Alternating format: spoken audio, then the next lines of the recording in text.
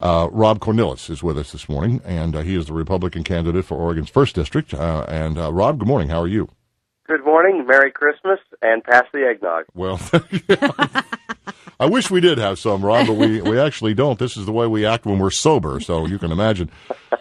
So yesterday we talked to, and there's always this back and forth, and we try to be fair with things like that. We did talk to Suzanne Bonamici, your opponent, about negative campaign ads. The one that has, I guess, the one that has you there, the kind of a grainy picture, and talking about the Tea Party and everything. And her response to that ads was as follows. Those aren't my ads. Okay. With independent expenditures, we can't control what others do. I understand. So those aren't my ads. My ads are positive with my message about what I'm going to do for the people in the district. So, in other words, she disavows, any connection with them from that, but she says she stands by their content. Any ad that's released has to be backed up with facts. So those facts need to be there, and this is something that happens in campaigns. How do you respond? Well, the ads that she's referring to, which the Democrat Party in Washington, D.C., has spent about $1 million to run against me, during Christmas, mind you, are full of distortions and mischaracterizations, and they're extrapolating things that lead the viewer to think I'm something that I'm not.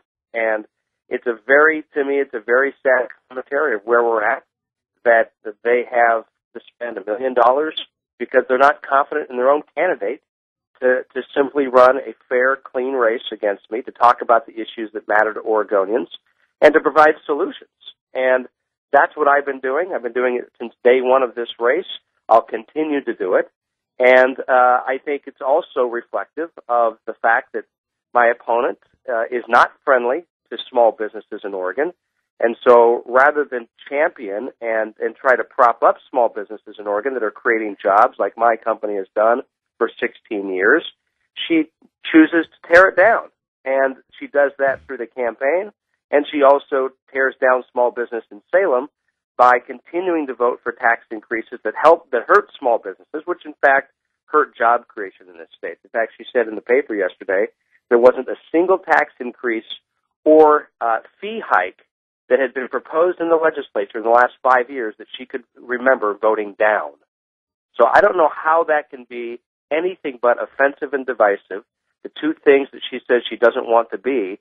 She's bad for Oregon jobs, and just think what she'll do if she's in Congress. It's really quite frightening. Rob Cornilles is with us this morning. Rob, of course, the Republican candidate for Oregon's 1st District. We talked to the Democratic candidate yesterday, and more with Rob Cornilles in a second. Bob Miller. Rob Cornilles is with us on the phone. The commercials we're talking about, Rob, align you with the Tea Party, and they have you quoted as saying that I'm the Tea Party candidate. Are you? That, again, is another example of they took something out of context, and with editing, you can make it sound and look like anything you want. What I was simply saying is that the Tea Party is undefined. The Tea Party, as I understand it, is a collection of people. And I would say on the other end of the spectrum, the Occupy movement is similar in nature in that both sets of organizations or people decided that, you know what, we are tired of unaccountability in government. We're tired of a lack of transparency, and especially we're tired of politicians who make promises they either can't keep or won't keep. And so I have said, if the Tea Party movement is people decided to get off the proverbial couch and do something, in my case, run for office.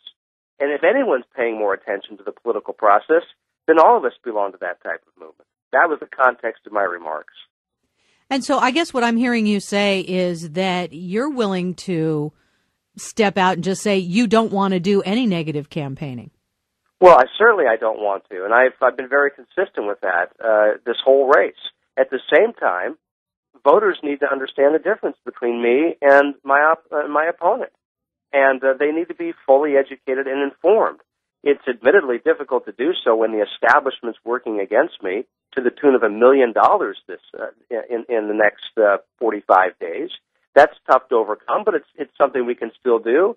We're raising money. We're collecting terrific endorsements almost every day, bipartisan endorsements, I would add.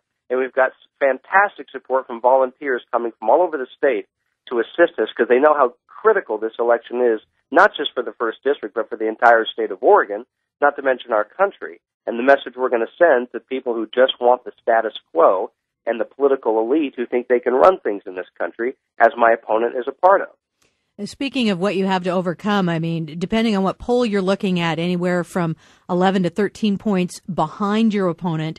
And I know that as far as fundraising goes, you're also behind.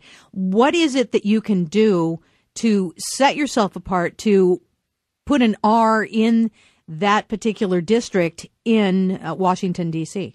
Well, first of all, we don't put a lot of stock in the recent poll that was released. It's from a Democratic organization sponsored by the SEIU and the Daily Coast, and anyone who follows this stuff knows that they're very slanted, and they're not going to give me a fair shake at all. So we kind of put that aside. The fact of the matter is the real polls that matter are when people start voting, and we have tremendous momentum.